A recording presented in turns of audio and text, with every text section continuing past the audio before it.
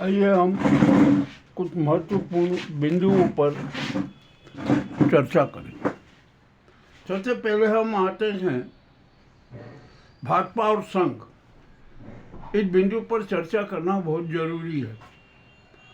यह सिद्ध है, स्वयं सिद्ध है, किसी की इसमें कोई विवाद नहीं कि संघ का रिमोट इस नाजी गुजराती गैंग के हाथों में है और गुजराती गैंग के दल्ले संघ में सक्रिय हैं। मोहन भागवत मात्र पुतला है, कुछ भी नहीं है। वो तो उनको तो है ना समर्पित करवा दिया गया, उनको आत्मसमर्पण के लिए बाध्य कर दिया मोहन भागवत के आस्तीन में पाले हुए सांपों ने। अब मामला अभी का जो रिसेंट ताज़ा मामला भाजपा के राष्ट्रीय अध्यक्ष का मामला था। गुजराती गैंग के संघ को धूल चटाने के लिए एक नया साथी षड्यंत्र किया जाए। ठीक है, उन्होंने किया। अपने मंत्री है ना नीतीश नवीन को भाजपा का कार्यवाहक अध्यक्ष घोषित कर दिया, जबकि अभी विचाराधीन है। संघ चाहता था कि उसका अध्यक्ष बने। अब बेचारे संजय जोशी का जो नाम चल रहा था ना, उस नाम पे उन्होंने पानी फेर दिया। अब ये संघ को उसमें मिर्ची लगेगी या नहीं लगेगी ये नहीं कह सकते, किंतु मोहन भागवत की तो इज्जत खत्म कर दी। मोहन भागवत को धूल चटा दी इस नाजी गुजराती गैंग ने, और उसके जो माध्यम बने हैं ना, ये मोहन भागवत के पाले हुए आस्तीन के सांप ही हैं। अब जो भी होता, अब यहाँ पर क्या होगा? ये गुजराती गैंग ने तो अपनी सुप्रीमेसी जता दी। अब क्या संघ कार्यवाहक अध्यक्ष को मान्य करेगा? ये भी एक अहम सवाल के नहीं, मगर ऐसा नहीं होगा। अब तो संघ और भाजपा में बिल्कुल दरार हो चुकी है। आमने सामने यादवी संघर्ष होगा और होना भी चाहिए। अब क्या होता है क्या नहीं होता है देखेंगे, कब कैसे क्या होगा। किंतु ये तो बात तय है कि अब संघ का रिमोट इस नाजी गुजराती गैंग के हाथ में है। और नीतीश नवीन है ना, वो इस गुजराती गैंग के बिल्कुल दल्लंग है, बंधुआ मजदूर है। वे जो कहेंगे ना वही बात वो बोलेंगे, और उसके अलावा कुछ भी नहीं बोलेंगे। उनको निर्देश दिया जाएगा कि आपको यहाँ जाके ये बोलना है, यहाँ जाके ये बोलना है, वो वैसे ही बोलेंगे। और हो सकता है कि संघ की आलोचना भी करें। अब तो संघ की तो आलोचना मोदी जी ने कर ही दी है। गुजराती गैंग भी करती आई है और करती ही रहेगी। उसने तो संघ के चेहरे से सारे नकाब हटा दिए। अब मोहन भागवत भी धन संकट में कि करे क्या, कौन है उनके साथ? मोहन भागवत ने जब उज्जैन आए थे, उस एक सभा में मैं भी मौजूद था, उसमें उन्होंने कहा था कि हमारे देश में विश्वास का संकट है। तब वो खुद ही उनके पास में कोई विश्वासी चेहरा नहीं है। कुछ लोग हैं जो बेचारे वो साइड में किए हुए, जैसे शेषाद्री जी हैं, है ना। अब उनका क्या, वो कुछ भी नहीं।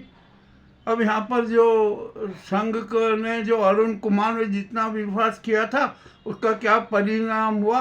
अब मोहन भागवत पछता रहे होंगे, निश्चित पछता रहे होंगे। हजबोला जी के साथ जो किया ना वो, अब वो भी मोहन भागवत पछता रहे होंगे कि अरे ये मैंने कितनी गलती कर दी, बहुत बड़ी गलती कर दी। ठीक है, जो भी हुआ है ना, होने दो, कोई दिक्कत नहीं है। अब यहाँ पर क्या होगा क्या नहीं होगा, ये मामला बड़ा विचित्र है। अभी यूपी में गए, अब संघ को आदित्यनाथ का साथ देना मजबूरी हो गया, उसको हाथ में पकड़ के रखना मजबूरी हो गया, क्योंकि संघ में अब इतनी ताकत नहीं रही कि वो इन गुजराती गैंग के महाधूर्तों, शातिर धूर्तों, इन गद्दारों से निपट सके। संघ में अब हिम्मत ही नहीं बची। संघ को तो सिर्फ अभी एक ही चीज़ से मतलब है कि जमीन आ जाए, धन आ जाए, और हर तरीके से वो चलता रहे, कुछ न कुछ करते रहे। हमारी अपने राष्ट्र की ठेकेदारी, संस्कृति की ठेकेदारी, राष्ट्रवाद की ठेकेदारी, हिंदुत्व की ठेकेदारी, हिंदू धर्म की ठेकेदारी, हिंदू राष्ट्र की ठेकेदारी, चलती रहे, बस ये उसको चलाते रहेंगे और इसी तरीके से ये संघ का संचालन होता रहेगा। और संघ की अब जो गरिमा है ना, वो तो समाप्त कर दी इस गुजराती गैंग ने। अब ठीक है, अब देखते हैं अब ये संघ क्या एक्शन लेता है। अब जो संगीत चिंटू है ना, जो वो मार मोदी मोदी मोदी करते थे, अब वो क्या कहेंगे, अब वो क्या करेंगे, ये भी एक मामला बड़ा विचित्र है। अब देखते हैं क्या होता है क्या नहीं होता है। अब ये तो लड़ाई चलती रही है, सत्ता की है, स्वार्थ की लड़ाई है। ये स्वार्थ का महाभारत है, सत्तावादी स्वार्थ का महाभारत है, चलता रहेगा। अब इसके बारे में कुछ कहना भी उचित नहीं है। अब जो भी होगा ना, हम तो देखते हैं, हम दर्शक हैं। 147 करोड़ जनता भी दर्शक है। चलिए ठीक है, ये बात हो गई। अब हम यहाँ पर आते हैं वोट चोरी, चुनाव चोरी, जनमत की हत्या, संविधान की हत्या का मामला। और इसके लिए अपराधी है ना, निश्चित ही चुनाव आयोग है, इसमें कोई शंका नहीं। दूसरी बात, पूर्व राजीव कुमार और नड्डा, इन्होंने खूब चोरी की, खूब शातिर षड्यंत्र रचे, पर इनकी इतनी औकात नहीं है कि ये खुद न शातिर षड्यंत्र रच सके। इनको तो प्रेरित किया गया, इनको तो निर्देशित किया जाता है। ये निर्देशित किया मोदी और अमित शाह ने। ये सुप्रीम कोर्ट को संज्ञान हो जाना चाहिए। ये सत्य है, ये छिपा सत्य नहीं, ये खुला सत्य है जो हम सबके सामने रखना है। तब सुप्रीम कोर्ट यहाँ पर चुनाव आयोग को नोटिस क्यों देती है बार बार? अरे जब सत्य सामने है, वोट चोरी सामने है, चुनाव चोरी सामने है, सरकार चोरी सामने है, हर चीज़ तो सामने है, तो जो सत्य है ना उसके आधार पर निर्णय दे देना चाहिए। क्यों उसको नोटिस दे रहे हैं, क्यों उसको ये कर रहे हैं? और ये मामला बड़ा विचित्र है। अब सबसे बड़ी बात आती है बिहार की। बिहार में चुनाव हो गए, वहाँ पर परिणाम भी घोषित हो गए, सब कुछ हो गया, सरकार की बन गई। और वहाँ जो महाभारत चल रहा है वो भी किसी से छिपा नहीं है। अब जब सुप्रीम वहाँ पर एक आदेश सुप्रीम कोर्ट में को चाहिए कि चुनाव आयोग इस ज्ञान गुप्ता ने चुनाव के जो डिजिटल वीडियो है ना वो क्यों डिलीट कर दी? ये डिलीट होना नहीं चाहिए ना, क्योंकि आपत्तियाँ आती ये आती तो उन सबसे बचने के लिए उसने डिलीट कर दी। ये तो अपने आप में अपराध, सिद्ध अपराध है ना, ये तो सत्य है ना। और सत्य का प्रमाण क्या है? एक आरटीआई में उन्होंने, एक आरटीआई ने आवेदन लगाया था कि मुझे फुटेज दिए जाए, तो उसकी जो आवेदन है ना महाराष्ट्र को ट्रांसफ़र कर दिया गया। अरे महाराष्ट्र का क्या संबंध है? महाराष्ट्र का चुनाव आयोग बिहार के चुनाव आयोग के फुटेज क्यों देगा? ये तो चुनाव आयोग को देना चाहिए, ये नहीं दिया। ये तो स्वयं सिद्ध अपराध है। तो सुप्रीम कोर्ट को तो ये अपराध मान लेना चाहिए कि यह अपराध सिद्ध हो चुका है और चुनाव आयोग को कठोर से कठोर दंडित किया जाना चाहिए। किंतु नहीं, तारीख पे तारीख, फिर तारीख, नोटिस, ये वो, अब सब ये चलेगा नहीं। ये जनता की अदालत है, अब तो जनता है ना। जनता की अदालत हर निर्णय की समीक्षा कर सकती है, बशर्ते कि वो राष्ट्र हित से जुड़ा हुआ हो, जनहित से जुड़ा हुआ हो। तो यही जो चुनाव चोरी, वोट चोरी का मामला है ना, ये जनहित का मामला है, राष्ट्रहित का मामला है। तो चुनाव आयोग को जो सत्य अपराध सिद्ध हो रहा है ना, उन पर तत्काल निर्णय दे जाना चाहिए। क्या नोटिस देने की जरूरत है? अब सिद्ध हो गया है अपराध, और खुद संज्ञान ले ले कि हमने संज्ञान लिया है और ये अपराध सिद्ध हुआ है, तो इस प्रकार का ये निर्णय दिया जाता है, काम खत्म। अब आइए तीसरी बात, कितने अपराधी चेहरे मध्य पूरे देश में, यानी दिल्ली की सत्ता पर और प्रदेश की सत्ता पर कितने अपराधी चेहरे मंत्री बने बैठे हैं। उनका आपराधिक रिकॉर्ड भी है। एमएलए एमपी कोर्ट में आप देख लीजिए रिकॉर्ड, उसके आधार पर आप है ना जिन जिन पे बहुत संगीन अपराध हैं उनके खिलाफ तत्काल निर्णय दे दीजिए कि आपका ये अपराध है, कितना खराब रिकॉर्ड है, आपको पद पर बने रहने का अधिकार नहीं, ये भी तुरंत कर देना चाहिए। परंतु कुछ नहीं हो रहा है। ये जन अदालत ने तो साफ किया कि जो भी अपराधी चेहरे हैं ना, जो मंत्री बने हुए, उनको तत्काल प्रभाव से निरस्त किया जाए।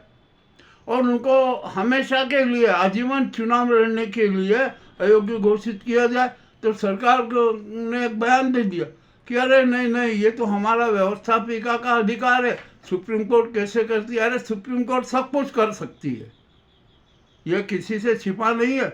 मामला बड़ा रोचक है यहाँ पर। अब तो है ना, सच्चा न्याय भी मिलना कठिन हो गया फिर। अरे सत्य की हत्या भी होने लगी, अब क्या किया जाए। और जिस राष्ट्र में सत्य की हत्या हो जाती है, मानवीय मूल्यों की हत्या हो जाती है, सच्चे राष्ट्रवाद की हत्या हो जाती है, संविधान की हत्या हो जाती है, न्याय विधा की हत्या हो जाती है, वो राष्ट्र का पतन माना जाता है। तो हम भारत का पतन मान रहे हैं कि भारत का पतन हो रहा है। अब भारत है ना विश्व गुरु नहीं रहा, कभी था, और अब यहाँ पर मोहन भागवत जी बयान दे रहे हैं कि भारत को विश्व गुरु बनाना है। अरे ये बयान भी अब बंद कर दीजिए, अब तो ये कलयुग में आ जाइए। कलयुग में विश्व गुरु कैसा होगा? वोट चोरी करे, साजिश षड्यंत्र रचे, चुनाव चोरी करे, सरकार की चोरी करे, धनों की चोरी करे, साजिश षड्यंत्र रचे, वो होता है विश्व गुरु। तो और जो घोटाले हैं, तो इन जो संस्कृति है ना, उसका विश्व गुरु भारत बन रहा है। अब ये तो जरा सोचना पड़ेगा ना भैया कि क्या हो गया, कैसे हो गया, और कौन इसके लिए जवाबदार है। तो खैर ठीक है, ये कड़वी कड़वी बातें हमने जो कही है ना, ये बड़ी घातक बातें हैं। और अब हम तो सुप्रीम कोर्ट भी जन अदालत का निर्णय सुन रहे कि पूर्व चुनाव आयुक्त राजीव कुमार और वर्तमान चुनाव आयुक्त ज्ञान कुमार को तत्काल गिरफ्तारी का आदेश जारी करेगा। ये वोट चोरी अपराधी हैं, साथ ही चोर हैं। इन्होंने प्रजातंत्र की हत्या की है, जनमत की हत्या की है, संविधान की हत्या की है। और ये जो इनका जो अपराध है, ये राष्ट्रद्रोह है, समाजद्रोह है, जनद्रोह है, प्रजातंत्र के प्रति द्रोह है। इनको तो कठोर से कठोर सजा दी जानी चाहिए। तत्काल गिरफ्तारी का आदेश दे और रिमांड लिया जाए, और रिमांड में भी 3rd डिग्री का उपयोग किया जाए और इनको हथकड़ियाँ डालकर जुलूस निकाला जाए। परंतु ये ज्ञानेश कुमार और राजीव कुमार की इतनी औकात नहीं है कि वो षड्यंत्र रखे। इनके जो षड्यंत्र रचनाकार तो नरेंद्र मोदी और अमित शाह, तो उनके खिलाफ भी आदेश पारित करे कि ये षड्यंत्र के रचनाकार है, उन्होंने षड्यंत्र रचा है, तो इनको भी सजा दी जाती है। बस यही करना है, मगर सुप्रीम कोर्ट ऐसा कर नहीं रहा है। ये बड़ी दिक्कत की बात है। इसलिए जन अदालत ने ये निर्देश जारी किए हैं राष्ट्र हित में, जनहित में। ये कड़वे समाचार आपको कैसे लगे हमें अवश्य बताएं। बहुत बहुत धन्यवाद।